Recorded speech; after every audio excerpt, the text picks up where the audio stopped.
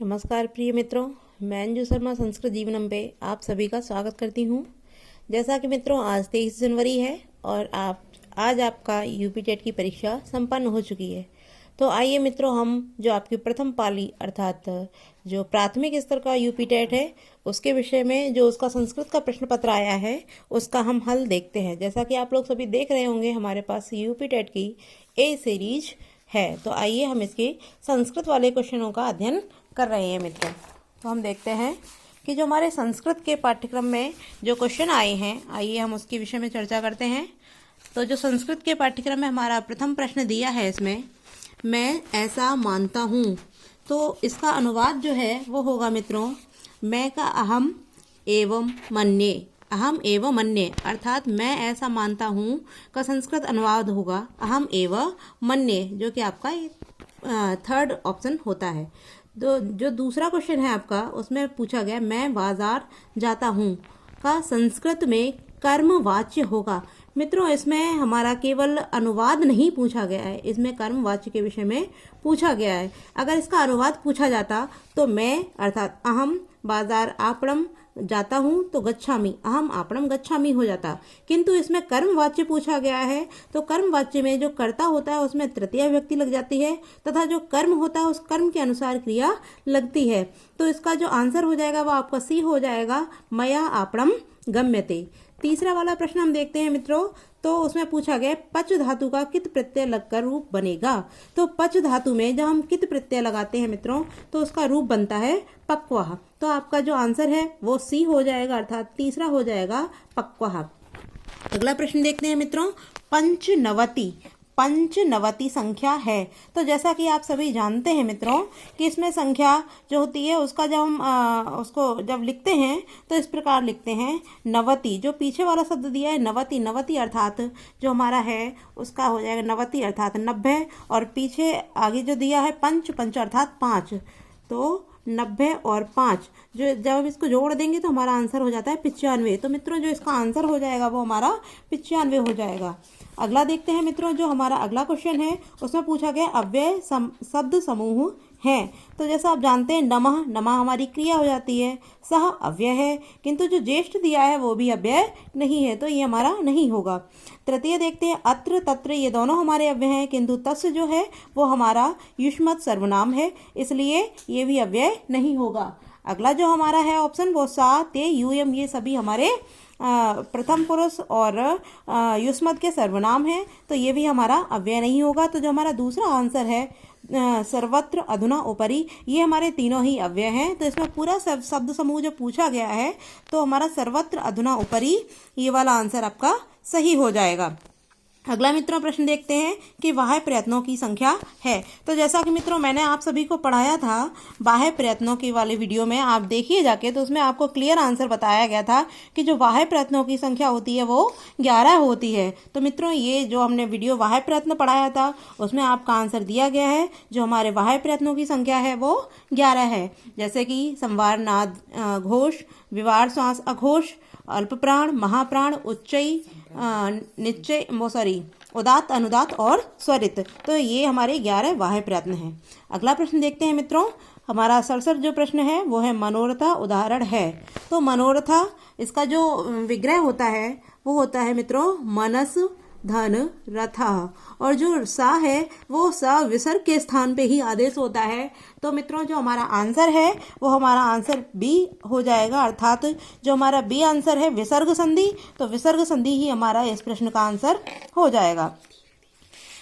तो मित्रों अगला प्रश्न हम देखते हैं कि दान के कर्म के द्वारा कर्ता को संतुष्ट करने वाला संप्रदान कारक का सूत्र है। वैसे तो ये चारों ही जो सूत्र हैं वो संप्रदान कारक के हैं, किंतु यहाँ सीधे सीधे स्पष्ट किया गया है कि दान के कर्म द्वारा, अर्थात जब हम किसी को दान देके किसी व्यक्ति को संतुष्ट करते हैं, अर्थात दान के द्वारा, दान क्रिया के द्वारा जब हम किसी को प्रसन्न करते हैं तो वहाँ कर्मणा यम विप्रति संप्रदानम सूत्र से चतुर्थी विभक्ति होती है। तो आपका जो तीसरा आंसर है वो सही हो जाएगा। अगला प्रश्न हम देखते हैं मित्रों कि अंतस्थ वर्ण है। तो जिस दिन हमने आपको माहेश्वर सूत्र पढ़ाए थे तथा जो उच्चारण स्थान पढ़ाए थे उसमें भी आपको क्लियर करके 2-3 बार हमने इस चीज को बताया। अभ्यंतर प्रयत्न पढ़ाए थे उसमें भी हमने आपको बताया था कि यड़ प्रत्याहार जो हमारा है उसमें आने वाले सभी जो वर्ण है हमारे वो अंतस्थ वर्ण कहलाते हैं। तो इसमें य, व, र, ल जो हमारे 4 वर्ण है ये अंतस्थ वर्ण कहलाते हैं। अगला प्रश्न हम देखते हैं मित्रों, मुझे संस्कृत अच्छी लगती है, इसका संस्कृत में अनुवाद क्या है? मुझे संस्कृत अच्छी लगती है। तो मित्रों इसमें एक सूत्र होता है संप्रदान कारक का, रुच्यर्थानाम प्रियमाणा। तो जब कोई वस्तु आप किसी को प्रिय लगती है तो उसमें चतुर्थी विभक्ति होती है। तो मुझे शब्द में यहाँ तृतीया है, यहाँ द्वितीय है, यहाँ प्रथमा है, किंतु मह्यम संस्कृतम रोचते यहाँ चतुर्थी दिया है, इसलिए आपका जो आंसर बी है मह्यम संस्कृतम रोचते ये आपका आंसर सही हो जाता है। अगला प्रश्न है हमारा मित्रों, संस्कृत साहित्य में कवि की रचना को विद्वत औषधम कहा गया है। तो मित्रों जो हमारी नैषधीय चरितम रचना है उसको सभी के लिए औषधि कहा गया है, जो कि हमारे श्रीहर्ष की रचना है। तो आपका आंसर ए हो जाएगा। अगला प्रश्न देखते हैं मित्रों, यहाँ प्रश्न अगला पूछा गया है, शिव पदस्य अन्यार्थ का, अर्थात शिव पद का दूसरा अर्थ क्या है? तो यहाँ हम देखते हैं मित्रों, यहाँ दिया गया है शिव पदस्य अन्यार्थ शृगालः, अर्थात जो शिव पद है उसका दूसरा अर्थ जो है वो शृगाला है। तो आपका सी ऑप्शन इसमें सही हो जाएगा। अगला प्रश्न हम देखते हैं मित्रों, अगला प्रश्न दिया है गद्य खंडे कया प्रश्न पृच्छते, गद्य खंड में किसके द्वारा प्रश्न पूछा गया है? तो इसका आंसर भी मित्रों यही दिया है, इत्यमर्थम मत्वा लक्ष्मी अप्रक्षत, अर्थात लक्ष्मी के द्वारा प्रश्न पूछा जाता है। तो यहाँ भी आपका आंसर बी हो जाएगा, लक्ष्म्या। अगला मित्रों है कयो संलापा सर्वेशाम मंगलाय भवतु, किनके आपसी वार्तालाप से सभी का मंगल होता है? तो इसमें भी मित्रों दिया एतादृश लक्ष्मी पार्वत्यो संलापा सर्वेशाम मंगलाय भवतु, अर्थात लक्ष्मी पार्वत्यो जो आपका दूसरा आंसर है वो सही हो जाएगा। अगला मित्रों देखते हैं हम, अगला प्रश्न है हमारा कि इनमें से कौन प्रत्याहार नहीं है? तो मित्रों हल आपका प्रत्याहार है जिसमें सभी व्यंजन आ जाते हैं, अल है जिसमें आ सभी स्वर और सभी व्यंजन आ जाते हैं, र भी एक प्रत्याहार होता है जिसमें र और ला 2 वर्ड आते हैं, किंतु जो आपका ला है वो कोई प्रत्याहार नहीं है। तो इसका ए ऑप्शन आपका सही हो जाएगा। अगला जो प्रश्न हमारा शिशु मोदकाय रोदिति उदाहरण है। तो मित्रों इसमें पूछा गया कि शिशु मोदक के लिए अर्थात लड्डू के लिए रोता है। तो यहाँ रुच्यार्थ प्रियमाणा सूत्र ना होकर तादर्थ चतुर्थी वाच्या सूत्र होगा। तो आपका जो सी ऑप्शन है वो बिल्कुल सही हो जाएगा।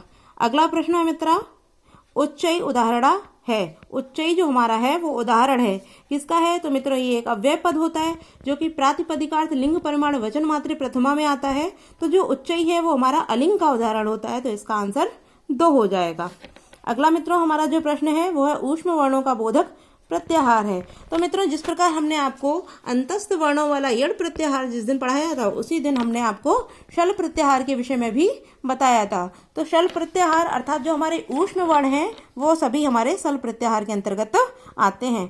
तो इसका आंसर जो है वो हमारा तीसरा ऑप्शन सही हो जाएगा। अगला मित्रों दिया है पठानी रूप है। जो पठानी रूप है वो पठ धातु का लोट लकार उत्तम पुरुष एक वचन का रूप होता है मित्रों, जैसे कि पठानी, पठाव, पठाम, ये तीनों रूप बनते हैं। तो इसमें एक वचन पूछा गया तो एक वचन में पठानी रूप बनता है। अगला देखते हैं मित्रों, छ मिलकर बनता है, अर्थात जो हमारे 6 व्यंजन है वो किन व्यंजनों से मिलकर बनता है? तो जैसा कि मित्रों उस दिन मैंने इसके विषय में भी आपको बताया, जो हमारे 3 संयुक्त व्यंजन थे उन तीनों संयुक्त व्यंजनों की जो बनने की रचना थी, अर्थात जो जो वर्ण उसमें मिलकर बनते हैं उनके विषय में भी मैंने आपको बताया था। तो का और जो मूर्धा सा है इन दोनों के मिलने से हमारा 6 बनता है। तो इसका चौथा ऑप्शन आपका सही हो जाएगा। अगला क्वेश्चन है हमारा 79 की संस्कृत संख्या नहीं है। तो मित्रों एकोनशीति, एक कम अशीति, अर्थात एक में कम, 80 में एक कम, यहाँ हम इसको माइनस करेंगे तो हमारा 79 हो जाएगा। दूसरा दिया है नवसप्तति, 9 और 70, ये भी हमारा मित्रों 79 हो जाएगा। और जो दिया 79 अर्थात एक कम 80, तो ये भी हमारा 79 हो जाएगा। तो जिसको इसका आंसर जो है वो पूछा गया प्रश्न में नहीं है, तो हमारा एकोन सप्तति अर्थात 70 में एक कम, तो 69 इसका आंसर जो है वो हमारा 69 होगा, इसलिए इसका ए आंसर सही हो जाएगा। अगला प्रश्न देखते हैं मित्रों, दिन भर में पाठ पढ़ डाला। तो मित्रों वैसे तो अगर आप देखते हैं कि द्वितीय विभक्ति में भी एक सूत्र होता है काला धन और अत्यंत संयोगी, तथा एक तृतीय विभक्ति में भी सूत्र होता है अपवर्गीय तृतीया। तो यहाँ बोला जा रहा है कि दिन भर में पाठ पढ़ डाला, अर्थात पाठ कार्य जो है उसको पूरा कर लिया गया, इसलिए यहाँ द्वितीय न होकर तृतीय विभक्ति होगी। तो इसका जो आंसर होगा वो होगा मित्रों दिनेन पाठा पठिता, क्योंकि यहाँ चतुर्थी लगा हुआ है दिन में, यहाँ तृतीय लगा हुआ है और यहाँ सप्तमी है, यहाँ द्वितीय लगा हुआ है, किंतु जो तृतीय वाला आंसर है वही आपका सही होगा। तो जो इसका दूसरा आंसर है दिनेन पाठा पठिता, ये आपका बिल्कुल सही हो जाएगा। अगला प्रश्न मित्रों हम देखते हैं, उपकृष्णम में कौन सा समास है। तो मित्रों जिस दिन हम लोगों ने कुछ प्रश्नों की डिस्कशन की थी उस दिन हमने आपको बताया था कि प्रथम पद अव्ययी भाव, अर्थात प्रथम पद प्रधान अव्ययी भाव, जिसका प्रथम पद अव्यय होता है वहाँ अव्ययी भाव समास होता है। तो इस कृष्णम के साथ जो प्रथम पद उप लगा हुआ है ये आपका अव्यय है, इसलिए यहाँ आपका अव्ययी भाव समास हो जाता है, अर्थात जो आपका दूसरा आंसर है वो बिल्कुल सही हो जाएगा। अगला जो क्वेश्चन है मित्रों वो है 32 संख्या के लिए संस्कृत रूप है, इसका द्वात्रिंशत रूप बिल्कुल, अर्थात जो दूसरा आंसर है वो आपका सही हो जाएगा। 85 जो क्वेश्चन है उसमें पूछा गया है पति शब्द का सप्तमी एक वचन का रूप होगा। तो मित्रों पत्यो रूप जो इसका बनता है वो सप्तमी एक वचन का रूप बनता है, अर्थात 85 का जो आपका दूसरा आंसर है वो बिल्कुल सही हो जाएगा। 86 प्रश्न देखते हैं, अट प्रत्याहार के वर्ण।